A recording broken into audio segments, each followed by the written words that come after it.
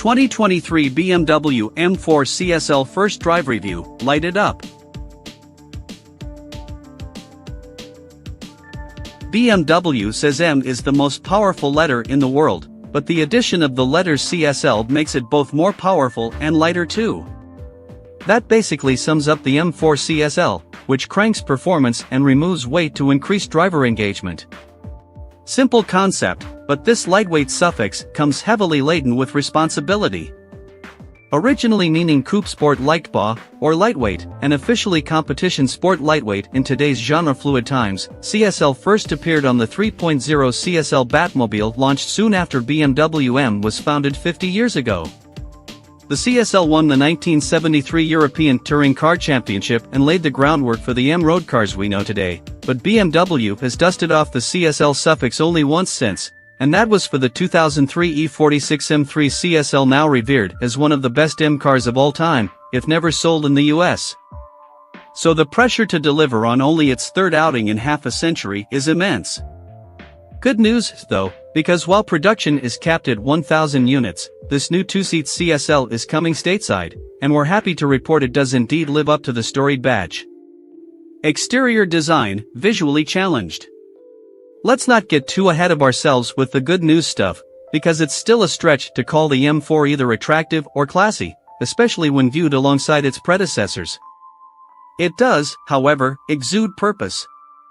Perhaps most striking are LED laserlight headlights with yellow accents that echo the GT racing cars, plus there are new rear lights, aero flicks on the front splitter, a new ducktail rear spoiler, and a carbon fiber rear diffuser, all of it topped off by a new design of alloys and a slightly lower stance. BMW M 50 years badges are standard, replacing the standard blue and white emblems. Red accents are a little other Batmobile, and there's a choice of frozen Brooklyn gray metallic, optional, with alpine white or black sapphire standard. Black still works better IMHO, helping tone down that toothy front grille. Weight saving, unleash the leichtbau. BMW's playbook states that a CSL must weigh substantially less than the car it's based on. By how much nobody is exactly sure, but it's interesting that BMW used the slightly anonymous GTS moniker for the previous two hardcore M3/M4 models, which were 165 pounds and 10 pounds lighter, respectively.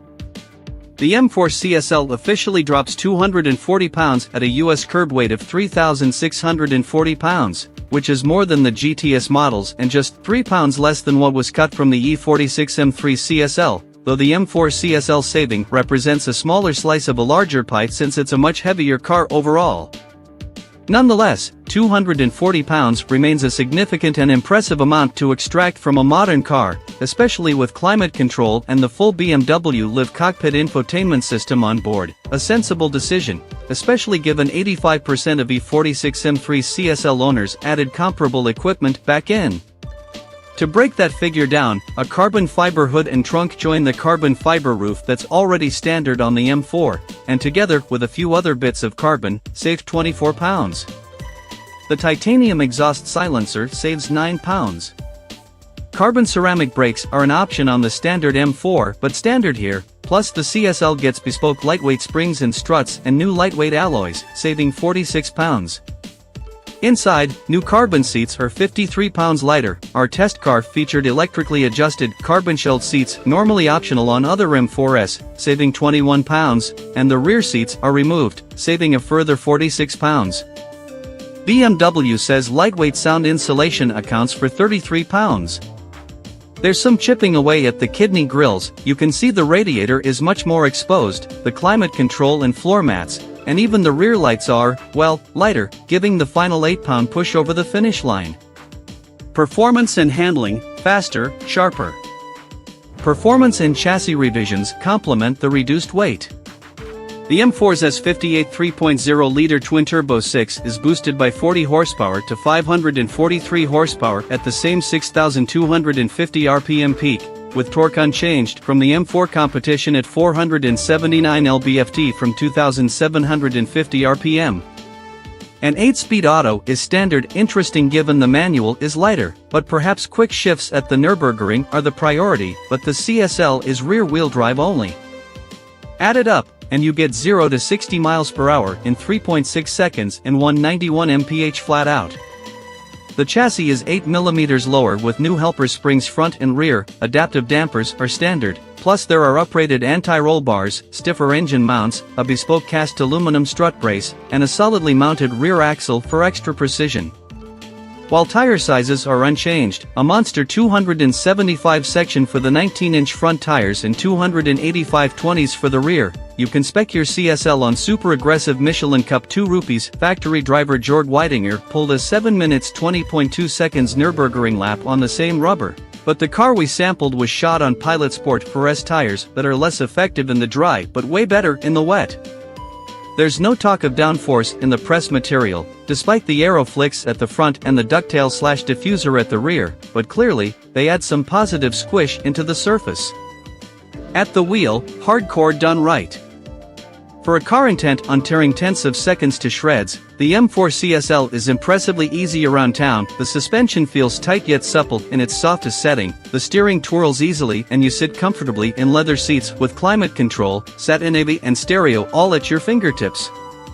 Despite extra road noise, I'd happily daily an M4 CSL, suffice to say it'd be wasted on a typical commute. The titanium exhaust gives the CSL an angrier if tinnier bark from outside, though thankfully it sounds fuller-bodied when you're plugged into the low-set carbon bucket seat.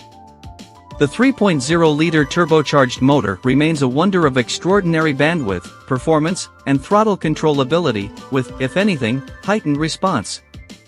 It does have a charmless, bassy drone in the mid-range, but reaching for the high notes is a fury of speed and intense, fast-paced noise that proves far more entertaining. Additional performance/weight saving is apparent, but despite unchanged torque, the CSL feels substantially more muscular in the mid-range than even the standard model, itself pretty stout. That's no doubt because of the reduced weight, but on more challenging roads, it does have the unfortunate effect of giving the CSL a big-chested turbo diesel vibe, a sensation that performance is running away with itself, and that short-shifting through gear ratios rather than extending the engine to its impressive 7,200 RPM redline is what's required here. Straighter roads showcase the stretch of this engine, but the emphasis on short-shifting through turns does dock a point from driver engagement. There are no claims for more intense or faster gearshifts, but they seem to hit harder. Perhaps there has been some recalibration to really prove an auto can deputize for a dual clutch, or perhaps it's the stiffer engine mounts and solidly mounted rear axle. Either way, I found myself winding back from the third and most aggressive shift setting, which thumps pretty abruptly.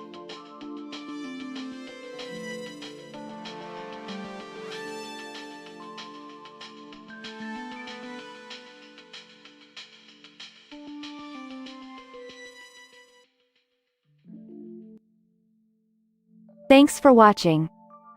Drop a like, leave a comment, and don't forget to subscribe to watch more videos like this.